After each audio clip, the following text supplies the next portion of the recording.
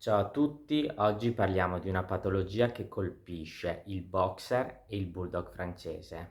Sto parlando della colite istiocitaria ulcerativa granulomatosa che fondamentalmente è causata da un batterio, da un Escherichia coli, che tendenzialmente dà in questi cani una diarrea con o meno presenza di sangue che fondamentalmente nei casi chiaramente più gravi poi può dare ipoalbuminemia e, se ovviamente non gestita bene, anche morte del soggetto. Questo video serve per accendere un attimo la lampadina sull'importanza dell'endoscopia precoce in queste situazioni.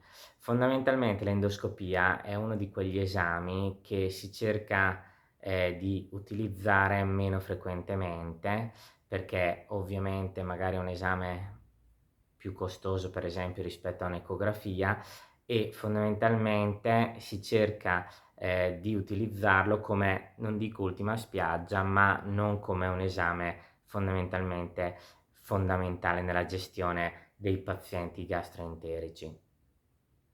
Fondamentalmente l'endoscopia, la colonoscopia in questo caso,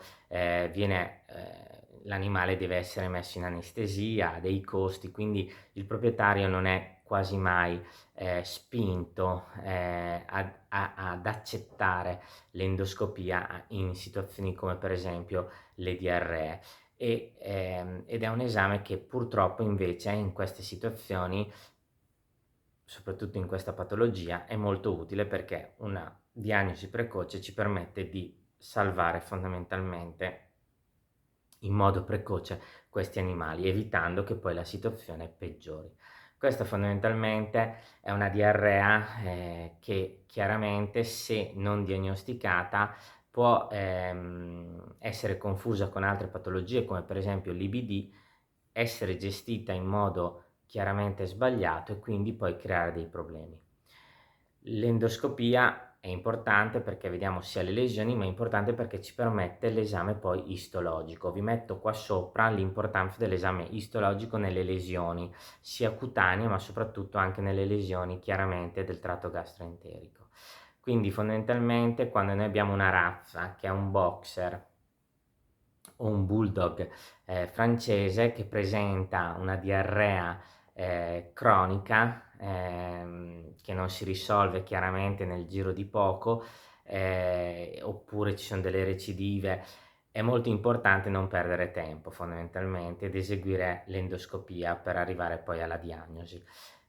Quindi si fanno dei campioni bioptici, delle culture, per ovviamente tipizzare il batterio. Di solito è un Escherichia coli che crea questo tipo di problema. Questo perché le terapie antibiotiche poi da eseguire di solito sono terapie molto lunghe, di 8 settimane. Si è visto che se non si fanno delle terapie molto lunghe, la recidiva è molto frequente. Soprattutto se si sbaglia, fondamentalmente si considera questo come un IBD, può essere che poi si somministrino per esempio dei glucocorticoidi per la gestione dell'IBD, e questo ovviamente va a danno di una patologia batterica e quindi può dare delle grosse problematiche poi ai nostri animali. Quindi è molto importante che in questo video ci focalizziamo soprattutto su boxer, bulldog francese e diarrea cronica. Non aspettate troppo a fare la colonoscopia e a eseguire l'esame bioptico e l'esame culturale per poi arrivare alla diagnosi, perché questa patologia colpisce fondamentalmente queste due razze. Spero che questo video vi sia piaciuto e noi ci vediamo alla prossima. Un saluto a tutti.